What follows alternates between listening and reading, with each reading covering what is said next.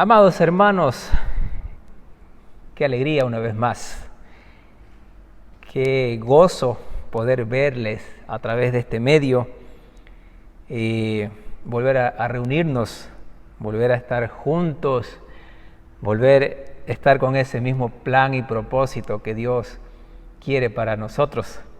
Un fuerte saludo a cada uno de ustedes, espero que estén pasando bien. Espero que estén recibiendo las ricas y grandes bendiciones de Dios en sus vidas, en sus familias, en todo. Entendemos que hay situaciones difíciles, entendemos de que hay necesidades, pero también sabemos que nuestro Dios está con nosotros. Sabemos que Dios no nos ha desamparado, no nos ha dejado, no nos ha olvidado, no nos ha dejado a un lado, sino, mis queridos hermanos, Dios está en nuestra presencia y listo para ayudarnos. Bienvenidos.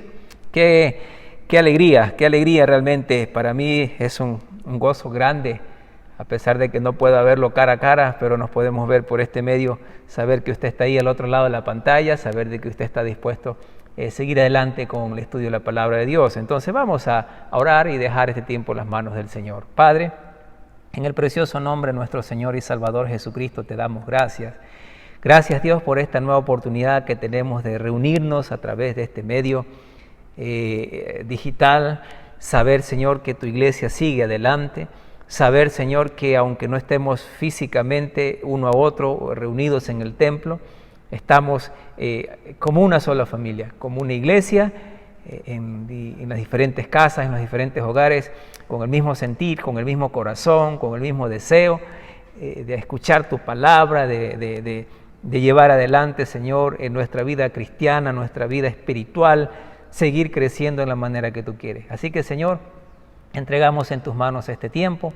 Muy agradecido, Dios, por las personas que están conectándose, por las personas que están listas allá viendo el mensaje.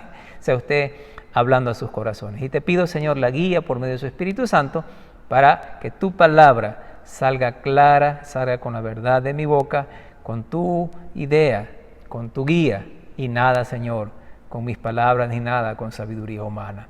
Gracias porque eres bueno. Quédese con nosotros el resto de esta noche. Todo esto se lo pido en el nombre del Señor Jesús. Amén. Bien, vamos a continuar. Recuerden ustedes que ya hace 3 miércoles empezamos una serie llamada ¿Por qué? Y ya vimos allí capítulo 1 y capítulo 2 de esta serie. Así que si usted realmente no ha visto los mensajes anteriores, yo le motivo y le animo a que lo busque a través de la página del Facebook. Tenemos allí las lecciones cargadas. También se encuentran en la página del YouTube. Entonces puede ir ahí y revisar los capítulos anteriores. Habíamos hablado allí por qué existe el sufrimiento.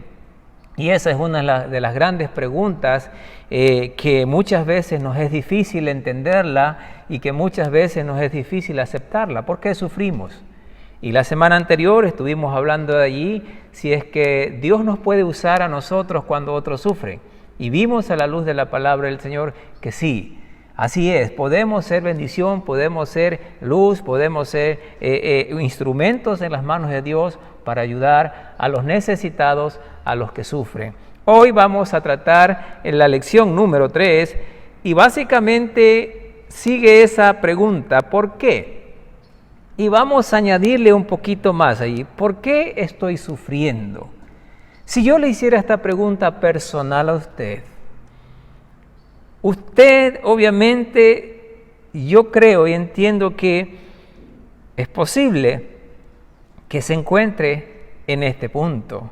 ¿Por qué estoy sufriendo? Y como dije, debemos saber y entender, amados hermanos. Dijimos en la primera lección que estamos viviendo en un mundo caído, un mundo que está bajo el efecto del pecado, de la corrupción, de la maldición, de la injusticia, pero es un mundo también en el cual está operando no solamente Dios, Jesucristo y todo lo que tenga que ver con el reino de los cielos, sino también está operando el maligno y conllevando a la humanidad, motivando a la humanidad a hacer lo malo delante de Dios. Hay consecuencias que obviamente traen sufrimiento por malas decisiones, por malas acciones y cosas que nosotros llevemos adelante. Pero regresando al título, ¿por qué estoy sufriendo? En muchas ocasiones los justos sufren sin razón aparente, mientras que los impíos viven sin congojas. Yo he escuchado muchas veces decir, ¿por qué a los buenos nos pasa esto? ¿Por qué los buenos sufrimos? ¿Por qué los buenos se mueren? ¿Por qué los malos viven mejor que nosotros? ¿Por qué a ellos no les pasa esto, no les pasa lo otro? Y muchas veces comenzamos a tener este tipo de pensamientos o ideas y este tipo de comparación. Creemos o pensamos que los impíos viven mejor que nosotros, los hijos de Dios. Y no es así, no es así. La palabra de Dios nos muestra que las causas y el propósito del sufrimiento son mucho más complejas y gloriosas. Escuche bien esta palabra, mucho más complejas y gloriosas. Amados hermanos, el sufrimiento tiene propósito, aun cuando no lo entendemos. Y para desarrollar esta lección, ¿qué mejor ejemplo que la vida de un hombre que lo encontramos en el Antiguo Testamento llamado Job? Yo creo que muchos de nosotros o todos nosotros en algún momento hemos escuchado, hemos leído la historia de Job, pero hasta cierto punto, cuando usted se pone a meditar bien en detalle la vida de este hombre y lo que lo conllevó al sufrimiento, es difícil encontrar las respuestas a muchas cosas. De hecho, Job, cuando se vio envuelto en medio del sufrimiento, trataba de encontrar las respuestas o las causas por las cuales se encontraba en esa condición y le era difícil, no encontraba las respuestas que necesitaba. Y aquí vamos a ver en el contexto de este sufrimiento Job, amigos de él que supuestamente estaban allí para aconsejarle y ayudarle, pero en el fin terminarían señalándole, diciéndole que la causa o el efecto de su condición se debía a su maldad, a sus pecados. Debemos entender algo con la verdad de la Biblia, que todo sufrimiento no siempre se lo atribuye a un pecado. Y ese es el hecho aquí en la vida de Job. Job llegó a esta condición no por pecados. Y ya pronto vamos a verlo más adelante, pero vamos a empezar nuestra lectura en el capítulo 11 del libro de Job. Capítulo 11, vamos a dar lectura allí desde el versículo 13 al versículo 16. Y vamos a ver qué nos dice la Biblia en cuanto al sufrimiento. Y en este caso, como dije, la historia o la vida de Job. Y no es fácil entenderlo, mis queridos hermanos.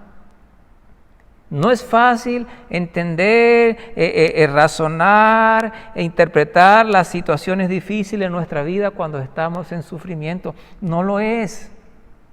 Pero, como dijimos también en lecciones pasadas, nadie está libre del sufrimiento. Absolutamente nadie.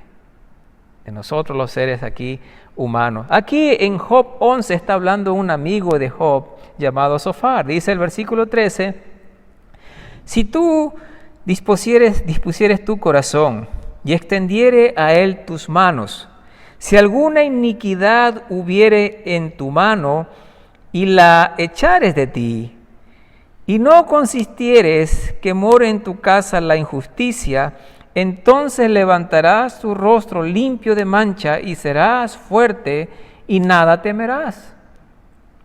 Y olvidarás tu miseria o te acordarás de ella como aguas que pasaron. En la Escritura, la historia de Job aborda el tema del sufrimiento y nos ayuda a entender la perspectiva divina respecto a su propósito.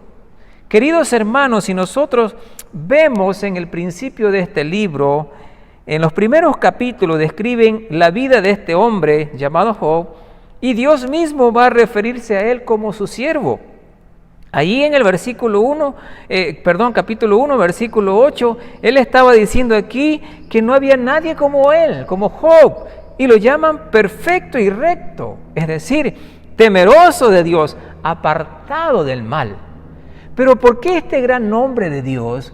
¿Por qué este hombre, siendo perfecto, siendo correcto, viviendo en la manera que agrada a Dios, por qué llegaría a tal punto de un sufrimiento grande en su vida? ¿Y saben qué?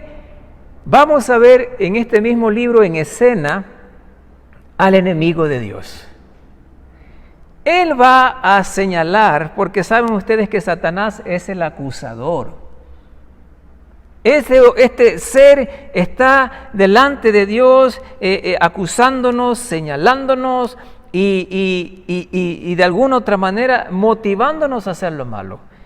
Y Satanás le dice a Dios: Job solo te adora, te sirve, te es fiel a ti porque tú lo has bendecido, lo has llenado de bienes, de riquezas, de favores, y es por eso que este hombre te es fiel a ti. Y Dios le va a decir: no, no lo es. Pero bueno, en toda esta conversación que se genera entre Dios y Satanás, llegan a la conclusión de que Satanás consigue la aprobación para perjudicar, para afectar la vida de Job y todo lo que él tenía. Y la Biblia va a decir que, como resultado, Satanás se pone en marcha y va a quitar todas sus posesiones y va a matar sus 10 hijos. Todo en un solo día. Piense por un momento, es probable que Job fuera un hombre tal vez de unos 60 años. Pero, ¿qué harías tú si después de una vida entera de fidelidad al Señor, llena de bendiciones, perdieras absolutamente todo de un momento a otro? ¿Le reclamarías a Dios? Quizás yo lo haría.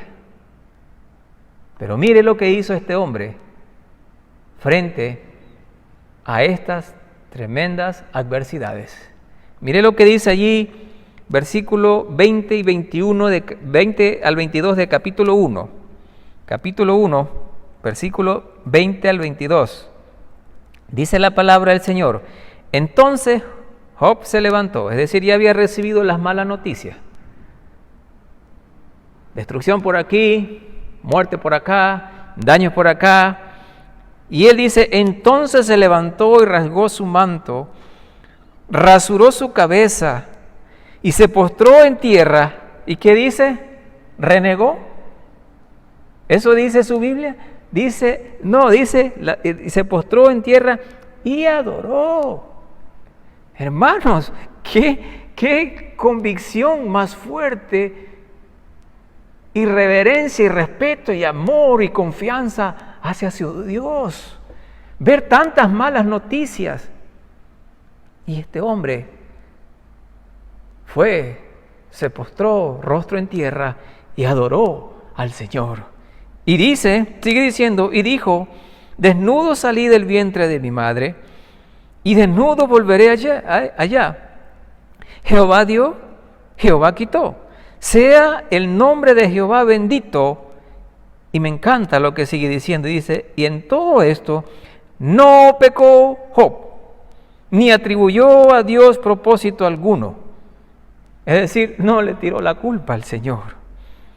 Amados hermanos, los acontecimientos que Job enfrentó no fueron fáciles. Pérdidas económicas, pérdida de vidas humanas, de siervos, de trabajadores, de sus animales, de sus propios hijos. Piense esto: la muerte de un hijo. Para Job fueron 10. ¡Qué dolor más grande! Pero su rectitud no negaba la realidad de su dolor. Añadió a esto: su calamidad movió a tres de sus amigos a visitarlo y consolarlo. Pero ellos al verlo concluyeron que una tragedia de tal magnitud no podía ser otra cosa que un castigo divino. Todos ellos asumieron una teología falsa que hoy conocemos como el Evangelio de la Prosperidad.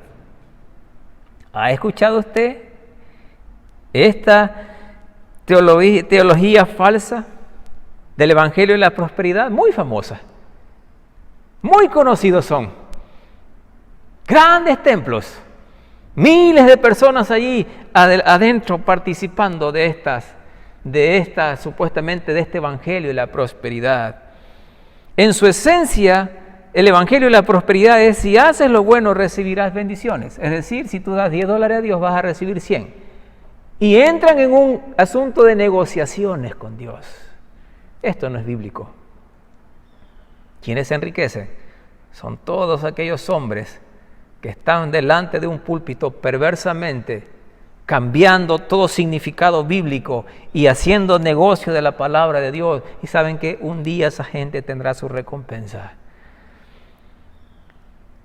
Otra cosa que dicen ellos es que si actúas con impiedad, recibirás juicio y castigo conmensurable con la magnitud de tus pecados.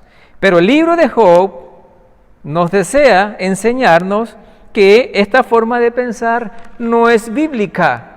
Job no estaba sufriendo por causa de sus pecados.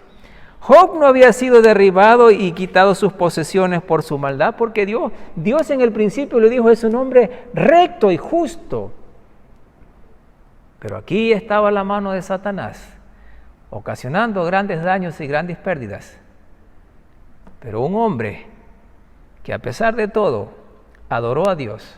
Claro que hubo confusión en la vida de él, en momentos que no entendía, no sabía, no encontraba la respuesta, y cuando trata de buscar el consejo, vienen sus amigos y lo acusan, le hacen ver que es por tu causa de tu pecado, que tienes que dejar esto, tienes que hacer lo otro, y sigue este asunto. Pero escuche bien, no asuma que tu sufrimiento es resultado de un pecado en tu vida. No siempre es así. No siempre es así.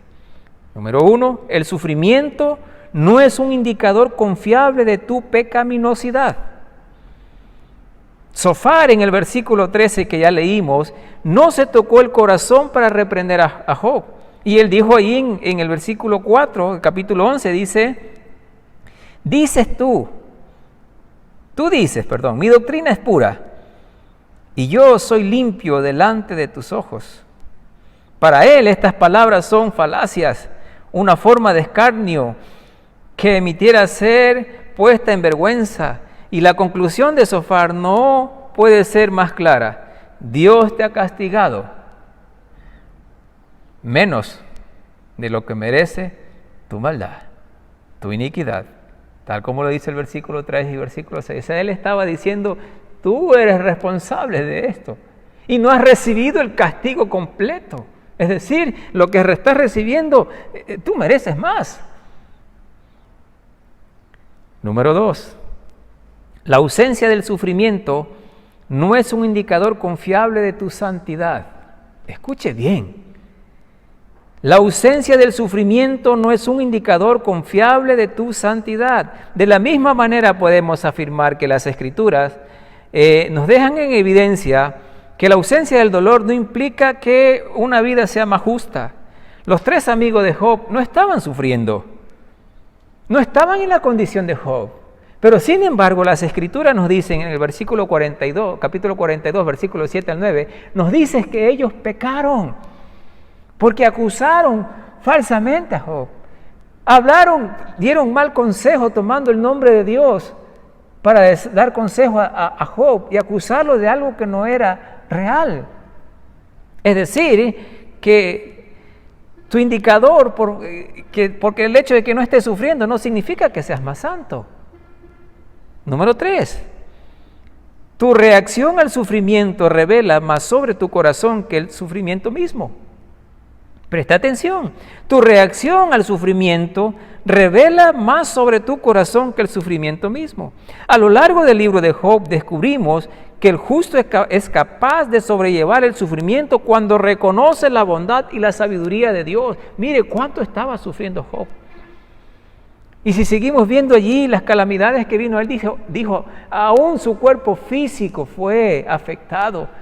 Pero este hombre sabía y confiaba quién era su Dios y cuáles son los propósitos que Dios tenía para su vida, aun cuando su mente no lo entendía, porque hay Hay partes en donde el cual él pide respuesta a Dios y en el cual él razona humanamente, pero no encuentra, no tiene la capacidad de entender el propósito que Dios tenía para su vida. En la Escritura no existe un ejemplo más grande de sufrimiento y voluntario por amor que la cruz de nuestro Salvador. El sufrimiento de Job fue grande, fue difícil, fue duro, pero no se comparó en nada al sufrimiento de nuestro Salvador Jesucristo. A ese sufrimiento que Él estuvo dispuesto a venir y ponerlo en práctica por ti y por mí, para salvarnos. Sigamos. Vamos a avanzar al capítulo 23, versículo 8 al 12 de Job mismo. Capítulo 23, 8 al 12 dice: He aquí, yo iré al oriente y no lo hallaré, y al occidente y no lo percibiré. Si muestra su poder al norte, yo no lo veré. Al sur se esconderá y no lo veré. Mas él conoce mi camino. Me probará y saldré como oro. Mis pies han seguido sus pisadas. Guardé su camino y no me aparté. Del mandamiento de sus labios nunca me separé. Guardé las palabras de su boca más que mi comida. Amados, como dije, hay cosas que no entendemos. Hay sufrimientos que han venido, como decimos, como invitados no deseados. Y muchos de ellos muchas veces llegan para quedarse. Pero ¿saben qué? En medio de todo esto, Dios puede ser glorificado, honrado, alabado, y Él nos dará enseñanzas a través de estas cosas que estemos enfrentando. Dios jamás actúa caprichosamente y sin razón. Él siempre tiene propósitos para todo. Anhelar entender nuestro sufrimiento es comprensible, pero no siempre posible. Anhelar entender nuestro sufrimiento, es comprensible, pero no siempre posible. Job dice en 23:3, él clama: ¿quién me diera el saber dónde hallar a Dios? Yo iría hasta su silla, expondría mi causa delante de él. Es decir, aquí vemos un hombre que estaba ansioso de conocer respuestas, de entender lo que está pasando, de poder sobrellevar este dolor, y él empieza en esa búsqueda y tratar y decir, bueno, ¿dónde puedo encontrar a Dios? Dígame. Y él clama. Hermanos, es natural querer entender la causa y el propósito de nuestro dolor. Es natural querer saberlo, pero como Job descubriremos que la voluntad de Dios es misteriosa. El poder de Dios era evidente. Dios estaba allí, pero guardaba silencio. Debemos entender que Él no siempre nos dará explicaciones más allá de lo que ya nos ha dicho en su palabra. Dios no siempre nos va a dar las explicaciones que usted y yo necesito. ¿Y sabe lo que va a decir Romanos 8:28? Y sabemos que a los que aman a Dios, todas las cosas, entienda bien, todas las cosas nos ayudan a bien. ¿Y sabe qué se encuentra dentro de todas las cosas?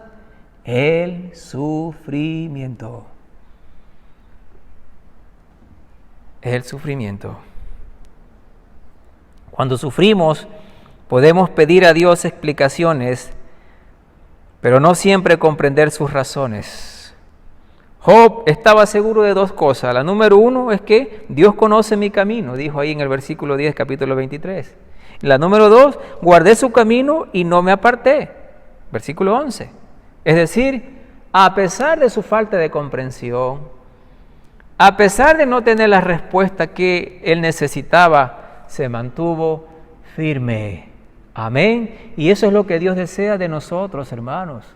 Mantengámonos firmes. Cuando sufrimos debemos reconocer que Dios conoce nuestro corazón mejor que nosotros mismos. Debemos afirmar, aunque Job era recto y perfecto, por decirlo así, esto no significaba que él no tenía que aprender algo más. Y él llegaría a tal punto de sufrir que necesitaría, o mejor dicho, tendría que aprender en la escuela de aprendizaje ser perseverante. Y yo quiero que vayamos ya terminando. ¿Existe algún pecado no confesado en tu vida? Claro, esto te pone en sufrimiento. Y no solamente un sufrimiento temporal. Si mueres en esa condición sin arrepentirte, sin haber recibido a Cristo como tu Señor y Salvador, estarás en un sufrimiento eterno, separado por toda la eternidad de Dios. Y la pregunta número 2, ¿estás dispuesto a que Dios haga su obra por medio de tu dolor? ¿Cuánto estás sufriendo? A veces, hermanos míos, el sufrimiento nos encajona, nos encierra, nos enfrasca y todo gira en torno al yo, en mi vida, en mis necesidades, en mi dolor, en mi corazón, en mi angustia, y nos desconectamos de todo. Enfriamos nuestro amor, nuestra relación para con Dios, porque estamos sufriendo. No es bonito estar sufriendo, yo se lo digo por experiencia, no es agradable estar sufriendo. Pero como dijo Job, ¿acaso solamente recibiremos el bien y no el mal? ¿Acaso no tendremos la actitud, si Dios me dio, ¿por qué no le permito a Dios quitarme? Nunca debemos encerrarnos con el pensamiento de que si yo sufro, ¿cómo puedo hacer la obra de Dios? Podemos. ¿Sabe por qué? Porque en mis debilidades el Señor se fortalece. Porque yo sé que solo, sí, sufro, temo, estoy con miedo, con sufrimientos, aún hasta para hablar, pero en el poder de Él no puedo. En el poder de Él me levanta y en el poder de Él hará la obra en nuestras vidas y en la vida de los demás. Amén. Vamos a ir a Juan para ir cerrando esta serie, esta lección. Juan capítulo 9, versículo 1 al versículo 3. Voy a leerlo porque el tiempo ya vuela. Ya mi camarógrafo ahí está haciéndome señal que pronto hay que cortar. Sí, hay que tener cuidado porque él le saca machete. No es la verdad, pero vamos a leerlo rápido. Juan capítulo 9, versículo 1 al versículo 3. Al pasar Jesús vio a un hombre ciego de nacimiento y le preguntaron sus discípulos diciendo: Rabí, ¿quién pecó, este o sus padres, para que haya nacido ciego? Respondió Jesús: no es que pecó este, ni sus padres, sino para que las obras de Dios se manifiesten en él. Mire lo que está diciendo Jesús aquí. Las obras de Dios se manifiesten en él. Este pasaje del Evangelio de Juan nos ilustra el propósito de Dios en el sufrimiento. Y aquí quiero compartir 3 pensamientos y vamos con esto finalizando. Número 1, el sufrimiento en ocasiones es causado por nuestro pecado. Entienda eso. Nuestro sufrimiento sí puede ser causa de nuestros pecados. Y si usted tiene un pecado no confesado, identifíquelo, llévelo a Dios, a la presencia de Él, porque 1 de Juan 1:9 dice: si confesamos nuestros pecados, Él es fiel y justo para perdonarnos de todos nuestros pecados y limpiarnos de toda nuestra maldad. Entonces, si tiene un pecado no confesado, si está viviendo en pecado y está ocasionando sufrimiento, corte estos lazos de pecado. Número 2, el sufrimiento en ocasiones es causado por el pecado de otros. Escuche, el sufrimiento en ocasiones es causado por el pecado de otros. Es decir, ¿cómo puedo yo sufrir como consecuencia de otro? Podemos, claro. Miren lo que dice la Biblia en el Antiguo Testamento. Ustedes saben allá cuando el pueblo del Señor ya estaba conquistando la tierra, conquistaron a Jericó, todo bien, felices, y ya cuando salen a conquistar una ciudad más pequeña, por el pecado de un hombre que robó un lingote de oro allí y un manto babilónico, sufrió todo el pueblo por causa de un hombre que decidió robar y hacerlo que ir contra los mandatos de Dios. Es igual en la casa. Si yo decido gastar mis ingresos, mi sueldo en una noche con los amigos o con farra, ya para el siguiente día no tengo ni con qué alimentar a mis hijos. ¿Y por quiénes sufren? Las personas de mi casa. Por mi decisión, por mi elección. Claro que todos nosotros hemos causado dolor por nuestros pecados a otras personas. Todos padecemos por los pecados de otros. Y a veces el precio es alto. Y el pensamiento número 3, el sufrimiento no es siempre para castigar el pecado. A veces es para glorificar a Dios. Lo fue en el caso de Job. Job no tenía nada que ver en este asunto entre la conversación entre Dios y Satanás. Era un asunto 100% de Dios y Satanás. Pero ¿saben qué? Satanás se quedaría trompudo. ¿Sabe por qué? Porque él pensó que Job iba a actuar igual que Eva cuando le dijo a Eva, come del fruto prohibido. Eva fue y lo comió y dio a su marido Adán y todo esto pasó, sabemos lo que pasó, caímos, fallamos, pecamos, somos lo que somos por consecuencia de nuestros padres, pecadores. Pero a Satanás le creció su boca grandota cuando vio que Job no cedió. Él se quedó trompudo porque encontró en Job un hombre fiel a su Dios, que no lo seguía solamente por los bienes, por las riquezas y por lo que había conseguido, sino que fue un hombre de corazón, un hombre que fue honesto, que fue sincero cuando ya en la parte final del libro se encuentra hablando entre Dios, entre Job y Dios, y Job le hace preguntas ahí fuertes supuestamente a Dios, que como suenan como preguntas de reclamo. Y cuando Dios le responde, lo deja sin palabras y le hace ver todo el asunto de quién es Dios, su poderío, de cómo Él sostiene las cosas, de cómo Él obra, cómo hace. Y Job en el fin dijo, ¿sabe qué, Dios? Soy un ignorante. De oídas te había oído, mas ahora mis ojos te ven. Qué lindo, hermanos, ver, echar un vistazo atrás. Y cuando vemos que ya las olas grandes de las tormentas han bajado y la tensión del problema y del sufrimiento ya han disminuido, podemos ver que Dios en todo momento ha obrado en nuestro favor. Amén. Nuestro Salvador Jesucristo nos confirma aquí lo que hemos ya aprendido de Job. Cuando Él dijo a sus discípulos, no es que éste pecó, sino esto había sucedido para que las maravillas y las obras de Dios se manifiesten. Es cierto, no podemos explicar todo lo que sucede, pero la vida no se construye sobre explicaciones, se construye sobre promesas. Y tenemos muchas promesas en la palabra de Dios.